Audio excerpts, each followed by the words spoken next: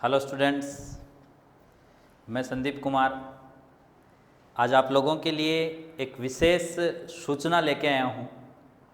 Mostly यूँ कहें, कक्षा 12 की एग्ज़ाम अब फिनिश होने को है। आज 12 जून हो गए हैं और आने वाले 18 जून को मैथमेटिक्स के स्टूडेंट्स जो हैं वो अपनी +2 की एग्ज़ाम से फ्री हो जाएंगे और उसके बाद +2 होने के बाद साइंस स्ट्रीम के 30 to 40% स्टूडेंट्स का जिस तरफ मानस रहता है, कोविड-19 के चलते वो मानस कहीं ना कहीं संदेहास्पद स्थिति के अंदर आने को है। लेकिन इस प्लेटफॉर्म के माध्यम से मैं आपको सूचित करने आया हूँ आज कि आपका अगला जो मिशन 30 to 40% स्टूडेंट, जैसा कि बैकग्राउंड स्लाइड्स के माध्यम से आप समझ पा रहे हैं कि मेरा विषय क्या होगा। साइंस के अमूमन स्टूडेंट्स जो हैं वो +2 की एग्ज़ाम के बाद एक बड़ा प्लेटफॉर्म जो ढूंढते हैं वो है आपकी डिफेंस सर्विसेज का। वो चाहे नेवी है, एयरफोर्स है, एनडीए के लिए वो तैयार होते हों, कोई भी प्लेटफॉर्म क्यों ना हो स्टूडेंट्स, उनका एक बड़ा सपना, बड़ी जिद, बड़ी जुनून के साथ चलता है।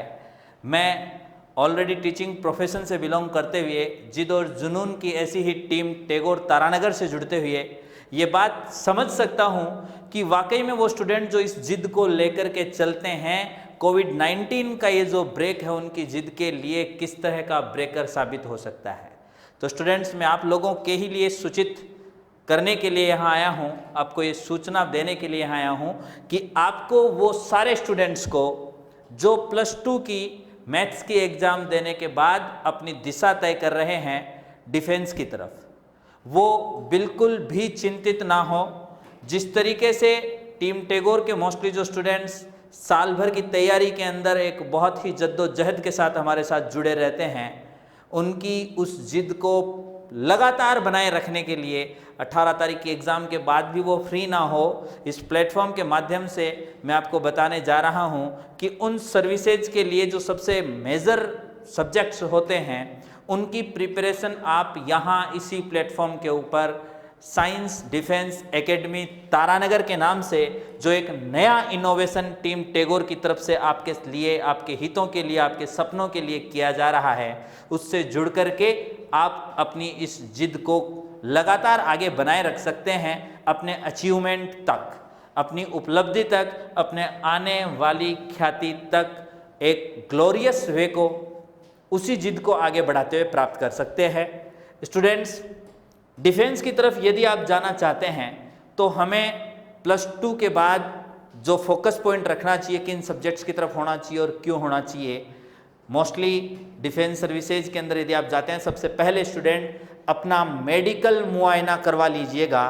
बहुत सी बार ऐसा होता है हमारे स्टूडेंट्स रिटन फाइट कर जाते हैं लेकिन वो मेडिकल में आउट हो जाते हैं और पिटी की बात यह है, दयनीय बात यह है कि पहले उन लोगों का मेडिकल टेस्ट या तो करवाया हुआ नहीं होता है या फिर यूँ कहूँ कि इस व्यवसायीकरण के दौर के अंदर स्टूडेंट्स को मिसगाइड किया जाता है। तो मैं आपको कहना चाहूँगा, सबसे पहला काम आपका यह है, यदि आप डिफेंस सर्विसेज सोचते हैं तो अपने आप का पहले फिजिकली और मेडिकली टेस्ट जो है वो कराने के बाद वो जो डिफेंस के पैरामीटर्स हैं उनके आधार पर क्या आप फिजिकली एंड मेडिकली फिट हैं, यदि आप फाइट करते हैं इन पैरामीटर्स को तो ही फिर आप रिटर्न के लिए प्रिपरेशन कीजिए, अदरवाइज यहीं से अपनी दिशा चेंज कर लीजिए।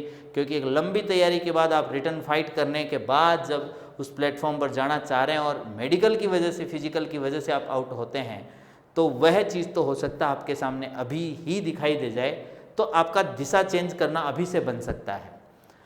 यदि आप मेडिकली फिट होते हैं तो उसके बाद तैयारी चलती है डिफेंस सर्विसेज के लिए आपकी रिटन एग्ज़ाम की। स्टूडेंट्स, इस रिटन एग्ज़ाम में आप बहुत अच्छे से जानते हैं जो मेजर सब्जेक्ट्स होते हैं, सबसे अहम जो रोल अदा करते हैं, 80% तक का जो मुख्य अचीवमेंट आपको जहां लेना होता है डिफेंस सर्विसेज के लिए, first one is physics, second one is maths and third one is English.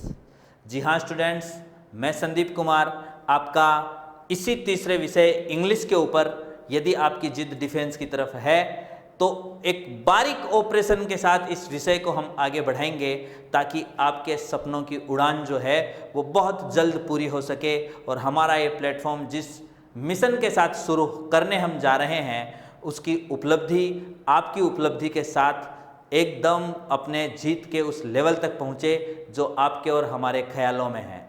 तो इंग्लिश विषय के ऊपर हम डिफेंस सर्विसेज के लिए आज ही से यहीं से चर्चा करने जा रहे हैं। चलिए बढ़ते हैं डिफेंस सर्विसेज के लिए अपनी इंग्लिश प्रिपरेशन की ओर। तो चलिए स्टूडेंट्स बात करते हैं उस इंग्लिश विषय की जो आज न केवल हमारी इंडियन डिफेंस सर्विसेज के लिए बल्कि आप किसी भी एग्ज़ाम के लिए यदि प्रिपरेशन कर रहे हैं, प्लेटफॉर्म डिफेंस का भले ही होगा, लेकिन यदि बात आती है इंग्लिश की तो मैं कहना चाहूँगा कि +2 के बाद आप कोई भी प्रिपरेशन क्यों नहीं कर रहे हैं, इस लैंग्वेज की जीरो से लेकर टॉप तक की जो कड़ियाँ हैं वो क्या होती हैं, एग्जामिनर आपको कहाँ टेस्ट करना चाह रहा है और क्यों टेस्ट करना चाह रहा है, उन मापदंडों को बात करके हम इस सब्जेक्ट की तरफ बढ़ते हैं। स्टूडेंट्स, इंग्लिश लैंग्वेज बहुत कम समय के अंदर इस वर्ल्ड में आकर के अपना इंटरनेशनल स्टेप तैयार कर चुका है। आज इसकी अप्रोच जो है वो इंटरनेशनल ही नहीं कहेंगे बल्कि मैं यूँ कहूँगा कि यूनिवर्सल अप्रोच, पूरे ब्रह्मांड में ये लैंग्वेज अपनी अप्रोच रखती है। तो इसके क्या कुछ कारण हैं। हम जिस बैकग्राउंड से बिलोंग करते हैं स्टूडेंट्स, उस बैकग्राउंड में क्योंकि अंग्रेजी भाषा है नहीं, हमारे घर पर नहीं है, हमारे मोहल्ले में नहीं है, हमारे दोस्तों में नहीं है, और यही कारण है कि ये भाषा सीख पाने में हमें थोड़ी सी प्रॉब्लम का सामना करना पड़ता है। लेकिन फिर भी ये लैंग्वेज आज इंटरनेशनल लैंग्वेज के रूप में क्यों जानी जाती है? क्योंकि ये वर्ल्ड की ईजीएस्ट लैंग्वेज है। आप कहेंगे सर ये तो पॉसिबल नहीं है, वर्ल्ड की ईजीएस्ट लैंग्वेज हम इसको किस आधार पर कह सकते हैं? हमें तो आती नहीं, हमें नहीं आती, बात ये नहीं है, ये वर्ल्ड को क्यों आती है। देखिए स्टूडेंट्स, ये एकमात्र ऐसी लैंग्वेज है जिसके अंदर ओनली 26 लेटर्स का गेम चलता है, ओनली 26 लेटर्स का। आपकी किसी भी संसार की कोई भी भाषा में इतने कम लेटर्स नहीं हैं। आप इंग्लिश के बड़े से बड़े थीसिस को उठा लीजिए, उसके अंदर लेटर्स ओनली 26 हैं।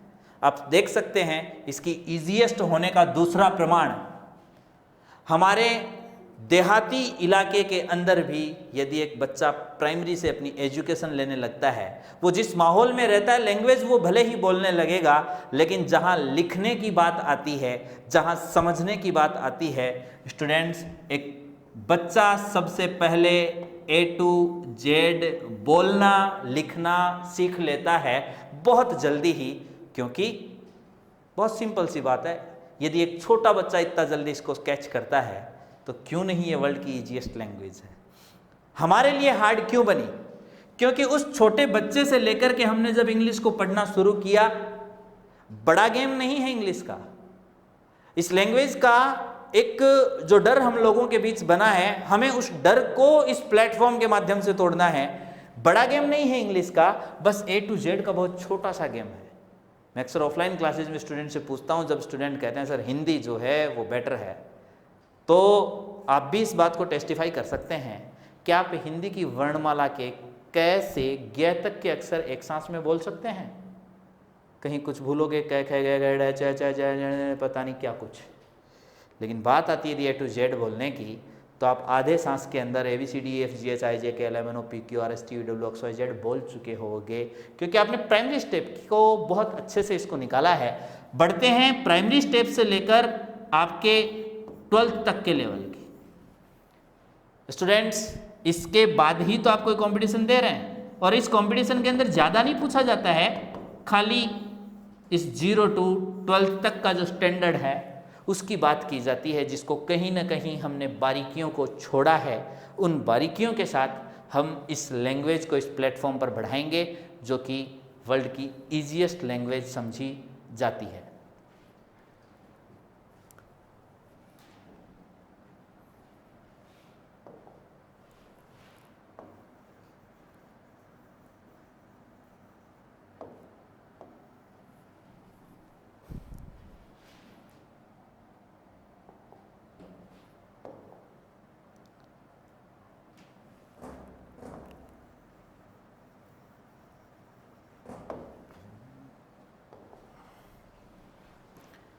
किसी भी एग्ज़ाम के अंदर इस लैंग्वेज को आपके परखने के जो पैरामीटर्स होते हैं, first one is vocab. Vocabulary का जो टेस्ट है किसी भी एग्जाम में आपसे लिया जाता है, मतलब आपको स्पेलिंग्स का जो ज्ञान है, और ये test whole learning test on. आप यूँ कह सकते हैं, आप जितने आगे बढ़ते चलेंगे लैंग्वेज के अंदर उतना ही ज़्यादा आपके सामने वोकेब्स जैसे जैसे आते हैं, आप उन नई वोकेब्स का जैसे जैसे सामना करते हैं उनको प्रिपेयर करते हुए बढ़ें। आपकी वोकेब रेगुलर लर्निंग के माध्यम से बढ़ सकती है। देन जो दूसरा फैक्टर टेस्ट करने का आता है वो है आपका ग्रामर। ग्रामर का जो टेस्ट है वो इस लैंग्वेज की प्योरिटी को मैनेज करता है, और इस लैंग्वेज की बहुत अच्छी प्योर स्तर को अचीव करने के लिए जो सबसे बड़ा योगदान है वो इसकी ग्रामर का है। इसकी ग्रामेटिकल रूल्स कहीं एक्सेप्शन से भरे हुए नहीं हैं, बहुत रेयरली एक्सेप्शन देखने को मिलते हैं। बड़ी क्लियर बात ये करती है, कैसे करती है हम धीरे धीरे जैसे जैसे इसके अंदर आगे बढ़ेंगे आप इसी प्लेटफॉर्म पर देखते चलेंगे। एंड स्टूडेंट, तीसरा जो पैरामीटर आपको टेस्ट करने का वो होता है कंपोजिशन स्किल। आपको यदि एक टॉपिक दिया जाता है, उस टॉपिक को आप क्या दिमाग में लेते हो और क्या एक्सप्रेस करते हो, और इस लेवल को एक्सप्रेस करने के जो टेस्ट हैं आइदर ओरल और रिटन, दो तरीके से टेस्ट किए जाते हैं। बात कर रहे थे डिफेंस सर्विसेज की, यदि आप इस तरफ जाना चाह रहे हैं स्टूडेंट्स तो ओरल का अपना ही महत्व है एंड रिटन का अपना ही महत्व है। इस एक कंपोजिशन के अंदर आपका पिछला पूरा नॉलेज टेस्ट कर लिया जाता है कि आपके अंदर क्या कुछ है। तो बारीकियों से यदि आप बढ़ते हैं, सबसे पहले हम A to Z से शुरू होकर परफेक्शन लेवल इस ग्रामर के लिए बढ़ेंगे। और स्टूडेंट्स, मैं आपको बड़ा ही आश्वस्त करना चाहूँगा कि यदि आप लगातार रूप से इस प्लेटफॉर्म से अपनी साइंस डिफेंस एकेडमी तारानगर के नया जो इनोवेशन हम लोगों की जिद और जुनून का आप लोगों की जिद और जुनून के लिए किया जा रहा है, इसके साथ जुड़े रह करके ये ऑपरेशन करते हैं, तो अचीवमेंट्स क्या ही रहते हैं। आप लोगों का सेटिस्फेक्शन ये रहेगा कि सर लैंग्वेज इंग्लिश कतई हार्ड नहीं है, लैंग्वेज इंग्लिश किसी भी एग्ज़ाम में क्यों न पूछ ली जाए, हम बहुत अच्छे तरीके से इसको पूरा करेंगे। और इस कंप्लीशन के लिए हम अपनी रेगुलर जो क्लासेज हैं वो इसी प्लेटफॉर्म के माध्यम से यहाँ से लेकर यहाँ तक के ऑपरेशन के लिए, माइनर टू मेजर के ऑपरेशन के लिए आपको जल्द ही अनाउंस करेंगे। बने रहिएगा अपने इस चैनल के साथ, अपनी साइंस डिफेंस एकेडमी तारानगर के साथ। मुझे विश्वास नहीं, पूरा जिद के साथ विश्वास है कि आप लोगों के सपने और हम लोगों की आशाएं ज़रूर पूरी होंगी, निश्चित रूप से पूरी होंगी। अगली सूचना आपको बहुत जल्द पर्सनली और प्लेटफॉर्म दोनों के माध्यम से जल्द ही इन क्लासेज के अनाउंसमेंट के साथ दी जाएगी। और इंग्लिश की जहाँ तक बात आती है, इस ऑपरेशन के लिए वो सूचनाएं होंगी कि कहाँ से शुरू करके हम किस तरफ आगे बढ़ें। बने रहिएगा, जुड़े रहिएगा आपकी अपनी साइंस डिफेंस एकेडमी तारानगर से। धन्यवाद। जय हिंद, जय भारत।